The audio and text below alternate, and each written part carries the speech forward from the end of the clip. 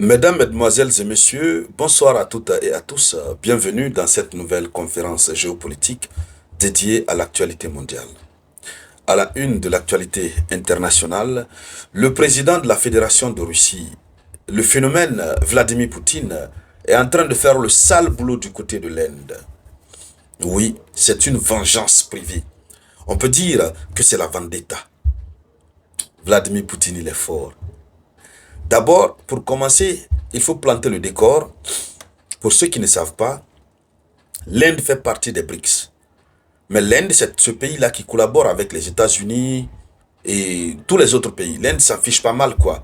L'Inde, dès le départ, a toujours cherché à affirmer sa neutralité. Voilà. Et puis, tout d'un coup, l'Amérique a commencé à sanctionner sévèrement l'Inde. Ça a commencé d'abord par les taxes de douane. Et ensuite, le nouveau paquet de sanctions, parce que l'Inde achète le pétrole avec la Russie. Donald Trump est allé jusqu'à dire au Premier ministre indien, si vous continuez à acheter le pétrole avec la Russie, nous allons vous imposer telle taxe de droit de douane. J'y arrive. Ils ont fait monter à 200%. L'Inde a dit, mon commerce avec la Russie, c'est légal, je n'ai rien à foutre avec. L'Inde a continué à payer le pétrole avec la Russie. Et comme si tout cela ne suffisait pas, le président indien, le premier ministre indien, parce que là, il y a une présidente, invite Vladimir Poutine. L'accueil qu'ils ont réservé à Vladimir Poutine en Inde, non, c'est trop fort. C'est très très fort. Un accueil du jamais vu. Oui. Ils se sont baladés. Les deux mêmes, le premier ministre indien a même dit à Poutine, on va faire un selfie. Ils ont fait des photos dans des véhicules de luxe. Il y a même l'une des chaînes les plus suivies de l'Inde qui a produit un dessin animé où Vladimir Poutine est en train de conduire la moto. Le premier ministre indien est assis derrière avec ses barbes blanches, content. Donald Trump qui cherche à les séparer, mais les deux montrent leur amour. Est diffusé par une chaîne de télévision la plus suivie, India Today. Tout ça, ce sont des messages. Mais l'un des éléments les plus importants, c'est l'inauguration de RT India en New Delhi. Vous savez, RT, c'est l'un des médias les plus puissants de la Russie. Un des médias les plus puissants. En France, ils ont fermé RT. Sur Google, tu ne retrouves plus RT. Sputnik, ils ont fermé. Parce qu'ils ont dit que ces médias font la propagande russe. Or, en réalité, ces médias donnent les informations réelles concernant la situation de la Russie. Et eux, occidentaux, ils ont toujours voulu avoir le monopole de l'information.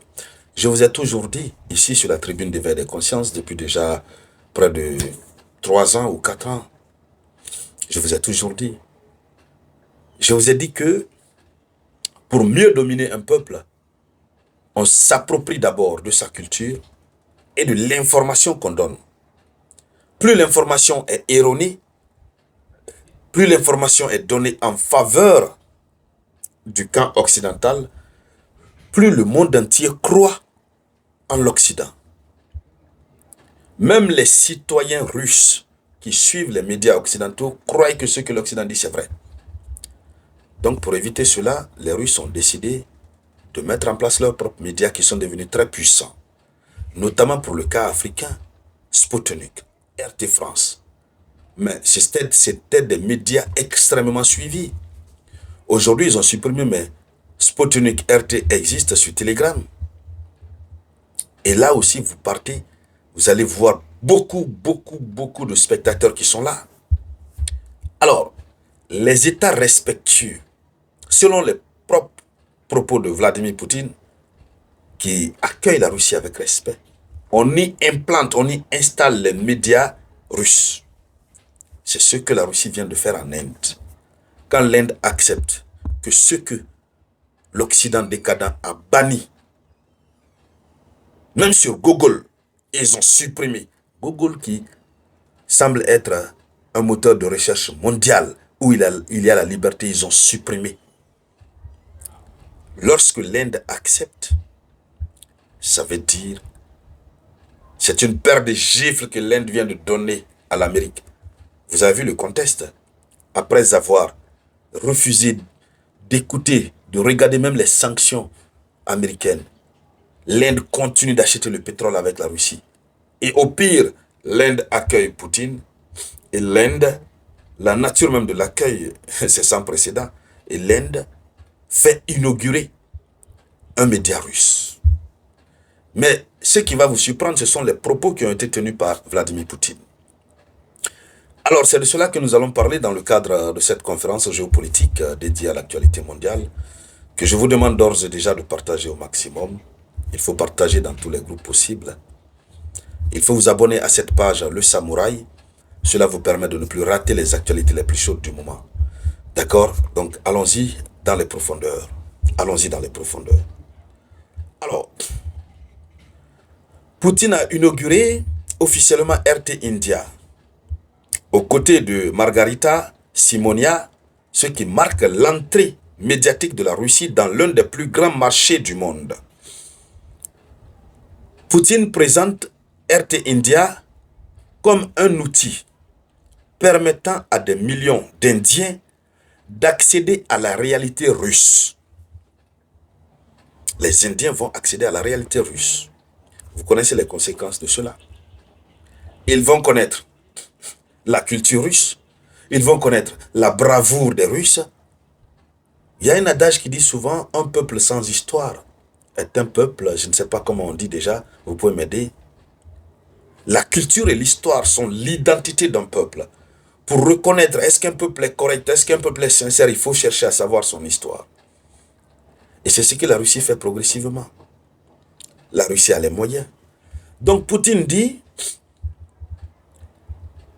que c'est un outil qui va permettre à des millions d'Indiens d'accéder à la réalité russe, la pensée russe, le mode de vie des Russes, les aspirations nationales des Russes. La Russie qualifie cet événement d'étape majeure dans la bataille mondiale de l'information. Pour la Russie, c'est un événement majeur. C'est une étape stratégique majeure, j'allais dire, dans la bataille mondiale de l'information. Il ne faut pas perdre de vue cet aspect. La question de l'information, c'est une bataille mondiale. Vous n'avez pas remarqué sur nos différentes plateformes, que ce soit sur YouTube ou sur Facebook, nos visibilités sont restreintes. Malgré les partages, les abonnements se réduisent. Les gens ne s'abonnent pas. Parce que les gens ne voient pas le bouton s'abonner. Beaucoup ne voient pas. Parce que c'est fait exprès. Parce que ici, nous donnons l'information réelle. Nous avons une autre lecture. Nous dénonçons. Nous exposons leurs mensonges. Et c'est ce qu'ils ne veulent pas. Des contre-voix. Notamment lorsque cela émane des Africains comme nous autres. Des Africains éveillés. Lorsqu'ils voient vos réactions en commentaire, ils lisent, ils comprennent, ils analysent. Ils voient les statistiques. Combien de pays à travers les noms de famille, ils comprennent combien de pays suivent la tribune d'éveil des consciences. Combien réagissent, quelle est la nature des réactions. Ils comprennent que l'Afrique s'éveille. L'Afrique se réveille. Pour ne pas dire que l'Afrique est déjà réveillée. Ça leur fait mal. C'est pourquoi il nous faut protéger jalousement notre média qui est là. Alors donc, ce que Poutine vient de faire du côté de l'Inde, c'est un message politique qui est très clair. C'est la dénonciation de la censure occidentale, puisque les médias russes ont été censurés par l'Occident. J'ai commencé par le dire.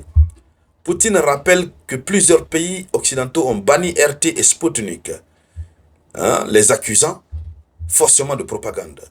Poutine affirme que la Russie ouvre de nouveaux espaces médiatiques dans les régions où elle est accueillie avec respect. Alors, voici pour l'instant là où on peut se limiter.